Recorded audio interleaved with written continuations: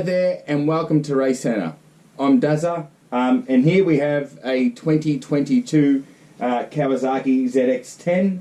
I really like these bikes. They're pretty cool. I think that they, certainly on the electronic side, out of the box, they are a decent step forward than the previous Gen 5 model. I think the throttle connection standard on these is better, but that said, the remap that we've done to the ECU here has made it miles better. Really has. It just, the throttle feels so much better. And also the quick shift and auto blip or blip assist that's standard on these bikes is a lot better than the previous model.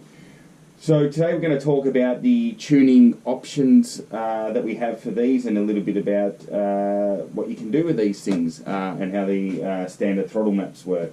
Anyone who's familiar with them, they come standard with 3 preset riding modes. So you have your sport mode, you have your road mode, and you have your rain mode. Now, on top of that, you have the option to open up 4 rider modes, so rider 1, 2, 3, 4. Now, basically, all those modes are, and even the predetermined or the preset sport mode, if you like, they are a mode that has a power mode in it and then a traction control setting, and they're preset. So, in sports mode, it actually has the full power mode and traction control set to 1. So they're preset in there and you can't change those in that sport mode. In the road mode, again, it actually uses the full power mode, but its traction control setting is 3. And again, when you're in road mode, you can't change that. And when you're in the rain mode, it has the low power mode with traction control bumped up to 5, 5 being the most intrusive. And again, you can't change that within there. What's interesting is that in those three preset modes that you get with the bike, none of them use the medium power mode. This ECU and the bike has 3 power modes. So you have full, medium, and low. And that's been a feature of the ZX-10 since way back to the Gen 4. In 2011, it came out. You had FML, so full, medium, low. And this bike's no different and has those. It's just a bit more complicated to work out how to actually switch them on and off. If you want to use the medium mode, you actually need to select one of the rider modes and then select having medium in there. So we've actually done that for this tune, where we've got rider mode 1, 2 and 3. 1 we've set it to the full mode, 2 we've set it to medium, and 3 we've set it to low. The thing about those power modes, feel like that, so we've back engineered the standard power modes that the ECU has. As you can see, we've got a whole bunch of cabling and wires coming out of here. We're actually tapped into the ECU, which is at the back of this bike, and what we're doing there is we're logging our twist grip movement versus the actual throttle movement, so that we can log the bike's power delivery in terms of how it's opening throttle or the throttle maps over the rev range, and that allows us to see what the real differences are between full, medium and low. It was a little bit of a surprise in this case that medium and low are actually quite close together. Full is giving you a lot of power, medium is very close to the low power mode, so that's how they are standard. So for those of you that may have not watched some of our previous videos, I'll just explain really quickly a little bit of the difference between remapping and tuning, if you like. When we're talking about remapping, what we're talking about is for ride-by-wire bikes, which this is remapping the power modes or the throttle maps. So all these ride-by-wire bikes, a lot of them work quite differently. In terms of a ride-by-wire bike, this ECU is actually quite a basic one. It's still a little bit complex in ways on how the engine brake works and all that sort of stuff. But essentially what it is a map that tells the ECU, maps within the ECU that say that if the rider is opening the twist grip so much, how much to actually open the throttle bodies themselves. So that's essentially what it is. You don't have a cable anymore, you open the throttle, it sends a signal to the ECU then sends a signal to the throttle bodies on how much to open. and depending on what those maps are telling me, what maps are in the ECU, it'll behave differently. So what we're talking about when we're remapping is we're changing those maps to make the motorbike behave the way we want it to, in terms of whatever the rider's doing with their twist grip, how much throttle we want to give, we want the bike to actually give. What's interesting with this model, and it's common on a lot of bikes. Some have it, some don't, but this one certainly does, and it's quite significant. If you were to hold the way that the standard throttle map is, if you were to hold the twist grip, let's say at 40% twist grip, as the RPM rises, the throttle opening rises as well. So what that basically means, and we'll show you a little graph here, is that I'm holding a steady twist grip, but the revs are rising and then the throttles are opening. As a rule of thumb, we don't like that. While there's probably reasons the engineers who have designed it have made it like that, and it might be because they are of the assumption that you're riding around town, you're going to be low RPM, and then when you're out on the road, open road, you'll be using higher RPM, therefore the bike opens up more in the higher RPM. When you think about it, this bike actually has 3 power modes. It has a full, medium and low, so the better way to do it, to actually use those power modes in a way they should be designed, so that if you're around town and you want a docile bike, you just use low power mode. If you want a bit more sportier, you put it in medium, and then if you want a full track race feel, then you put it in full power mode. The situation of the RPM controlling how much the throttle's opening, just like I said, I don't really like that. The only thing that really should dictate the actual throttles opening on the throttle bodies should be your hand. As a rider, that's one of the most pure things about riding a motorbike, or even driving a car or whatever, is you being in control of the throttle. Now, a situation where you might be coming out, let's say, on a track, for example, if we were in, like Honda Corner at Phillip Island, second gear right-hander, you're coming out of there, and if you've got standard gearing on this, you're going to be quite low in the RPM, maybe 5,000 or 6,000 RPM. You start opening the throttle, and you're getting the twist grip to 20 or 30%. The bike at those RPMs won't be giving you much throttle at all. But you'll be coming out of the corner, searching for throttle. Oh, it's not giving me much, so I'll start opening more.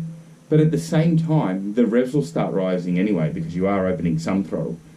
So then as those revs rise, all of a sudden, this throttle that was giving you next to nothing now starts giving you heaps, right? And that's what we don't like about it. So is that as a rider, you're just trying to be at one with your motorbike, and if you've got a situation where you're opening the throttle and it's not doing much, and then all of a sudden it's doing heaps, sure, you can get used to it, and you can learn to ride around it, but that's not how it should be. It should be intuitive. The throttle and your mind should be connected. You should be knowing what you're getting, feeling it, going, I've started opening the gas, and it gives you consistent power delivery.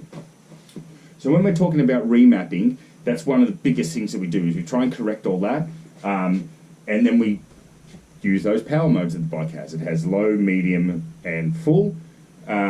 So what we're doing there is we're making the throttle completely linear with RPM, so the only thing that will dictate the throttle's opening more or less is your hand. That's the only thing in our maps, once we remap it, that's the only thing that changes the throttle opening is your hand. And what the power modes do, it's just the amount, so the relationship. So if you put in low mode, while it's quite linear, while it's completely linear, it's just, if, for example, it's giving you maybe like 50 to 60% of what you're asking for. When you put it into medium, it's giving you 80%, and when you're putting into full, it's giving you the full amount of the power that the bike has. I'll show you some graphs in terms of what that power delivery looks like, and some examples between what our remap looks like compared to the standard throttle maps. They're just a representation. The numbers aren't exact. Obviously, we don't give away our detailed IP on how we remap these, but that just gives you a bit of an idea of what we do. We smoothen out the power quite a lot. In these bikes, in any 1000cc sports bike, it's important to understand that if we were to give you what I mean by full one-to-one relationship from throttle pickup of what your hand's doing to what and open the throttles at exactly the same rate from low down throttle positions, the bike would be next to unrideable. And that's just because they deliver so much power low down. They've got just oodles of power. So they do need to be restricted to be rideable. Even on a racetrack, we restrict these. For our races, we don't have, it's not just the complete power of the motorbike, because as I said, it'd be quite unrideable, just too much. In all forms of racing, with their electronics, they are restricting the raw power of the motorcycle. They're not giving the rider everything. Sure, when it gets to a racing sense, and we can go back a little bit where we talked about as the RPM's rising, the throttles are opening. In some form of racing, they got the electronics are a lot more complex in terms of, and they might use something like that. They might say, well, in second gear at this RPM, we want the bike to be more responsive, but in like if they've got a gearbox, they might be using first, and they say, well, in first gear at this lower RPM, we want the bike to be a bit more docile, or whatever it is. Fourth gear, we want, at that RPM, we want it to be, again, more responsive.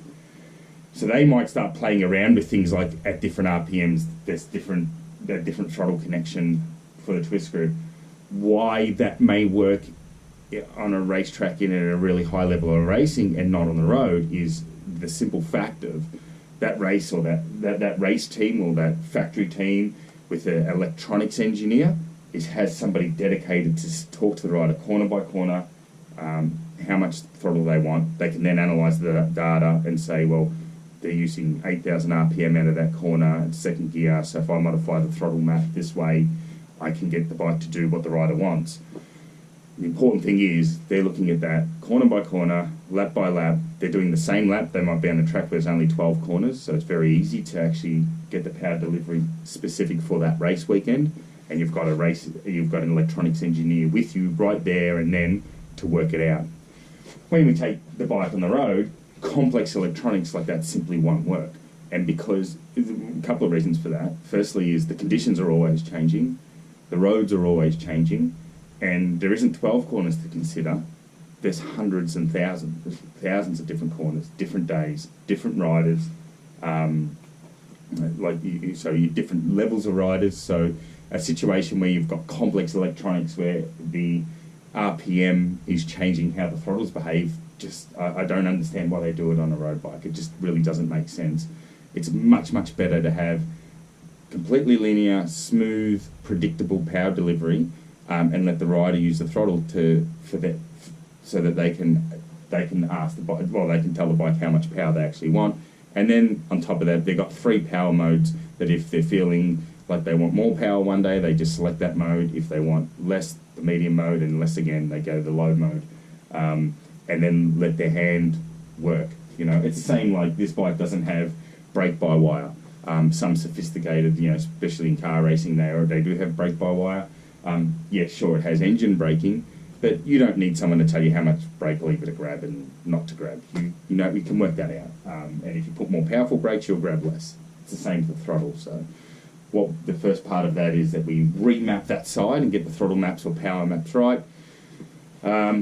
On that, just for anybody that is not familiar with these bikes, they come standard with 3 predetermined modes, if you like. So you've got sport, road, and rain, and then within those, that's where the power mode sits. So each one of those has a power mode setting and then a traction control setting. So in sport mode, you have full power, and traction control is set to 1, and that's the least intrusive, other than being switched off.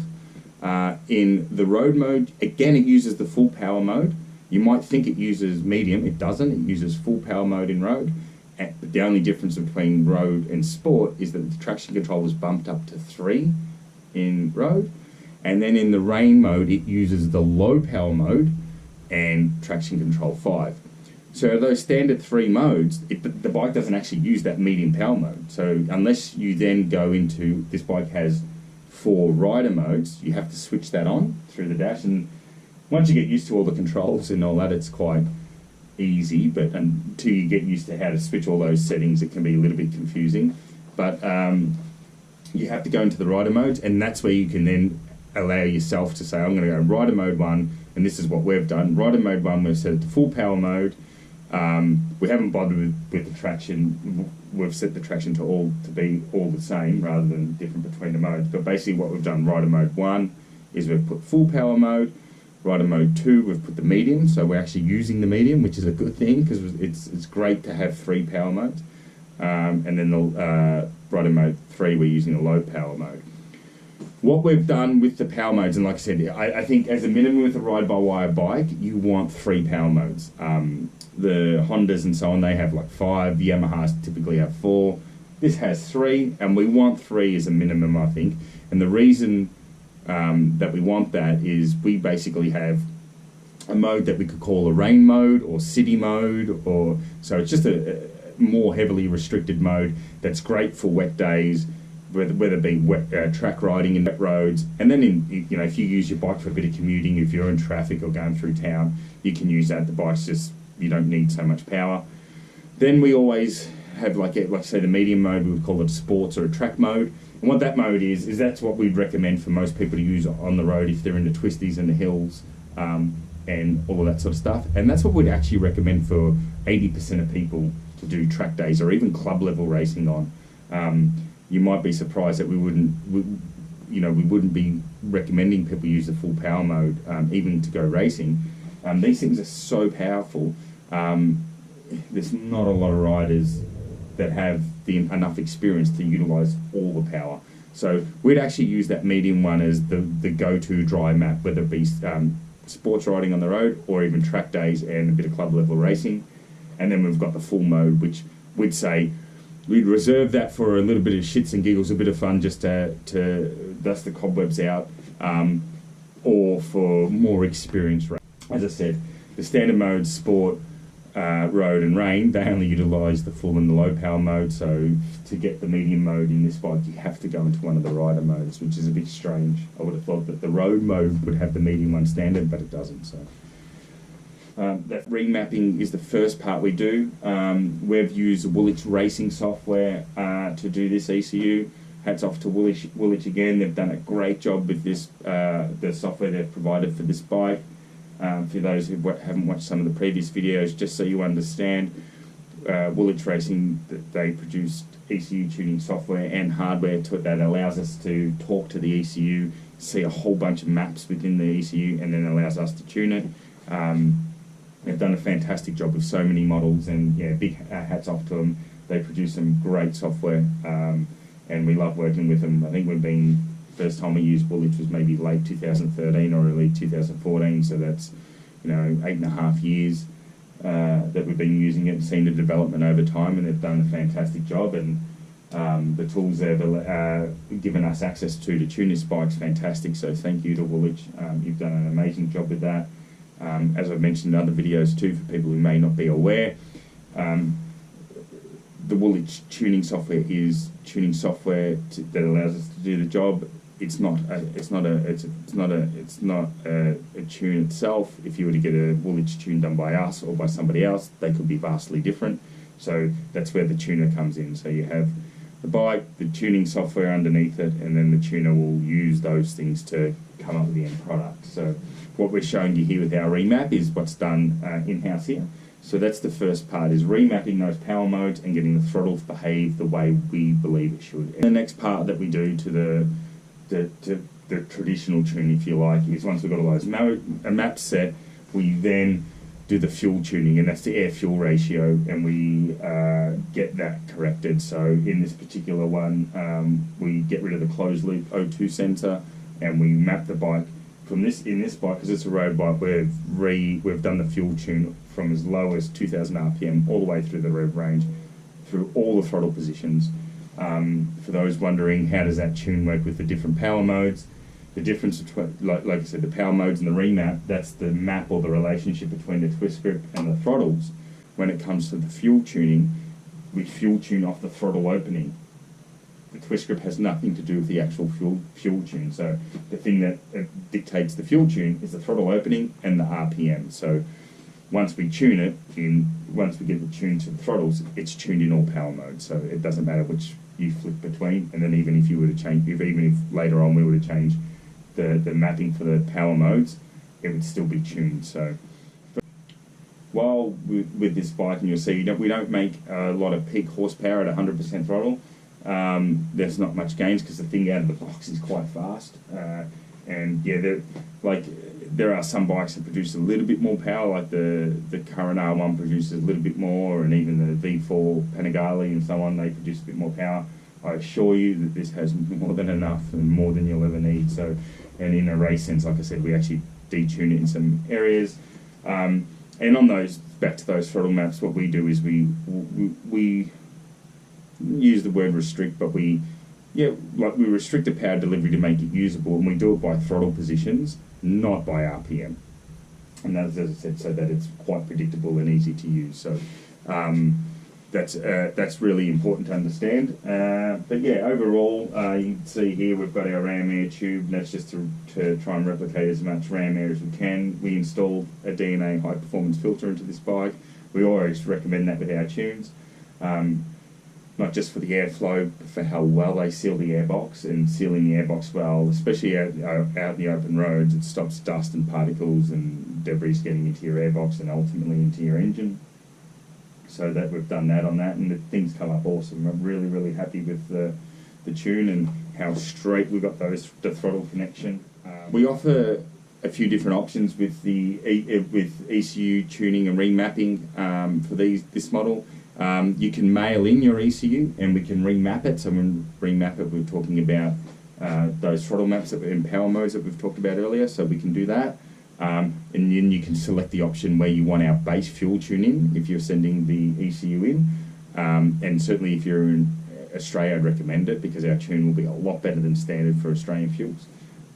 So regardless of what exhaust system you have on it, it's going to be a lot better than standard. So you could send your ECU in and select whether you want just the remap or whether you want the remap and the base tune. The next option we provide is you can bring the bike in and we can just do the remap and put the base load in the base tune for you, so you don't have to pull your ECU out because they are quite hard to get to these ECUs.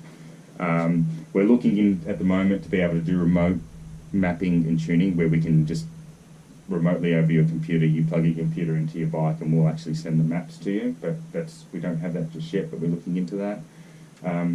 Other option we have is you can, and this is what Sean's got here, is we put our remap in, base tune, and then we do a custom dyno tune over the top of it. That means we put your bike on the dyno, connect the air ram, go through all those throttle positions and just fine tune to get the tune perfect for your bike and your exhaust that you've got on and your setup. And then the top of the line option is our R-Spec tune, which is, it's derived, R-Spec comes from our racing pedigree, but it's applicable to both road bikes and track bikes, is that the difference between the R-Spec and the custom dyno tune is just the highest level of tune that we can do. So we do the custom tune, but we'll spend longer, and with the air fuel ratio that we're measuring in the exhaust pipe, the tolerance in the R-Spec is a lot finer. All the throttle rolls on whacking the throttle, we just iron out all the little imperfections as much as possible. So it's just, we spend a fair bit longer with the R-Spec tune. The custom dyno tune and even the remap on its own, to be honest, they are a phenomenal improvement over standard. And the custom dyno tune, or we call our performance tune, is more than enough. Like, it's a great product on its own, and we could go, that's our highest level we offer. But being a race shop, we do, when we go racing, we put everything that we can into it. It's a competition, so we try as hard as we can. And that's why we do offer that R-Spec product for anyone that wants to get the absolute best out of their bike. We can do that. So there's some of the options that we have available. We'll set it all up on our website so that you can have a look at what's available. But yeah, let's time to run this through its paces and make some noise. So thanks for watching, and if you've got any questions about these bikes, please don't hesitate to get in touch with us. But the 2022 Zx-10R, Zx-10 is just a great motorbike. Really love it. If you do have one, not just saying it, I do recommend you get a remap done to these things. It makes the world a difference. Makes them even better to ride. So thanks for watching, and we'll see you soon.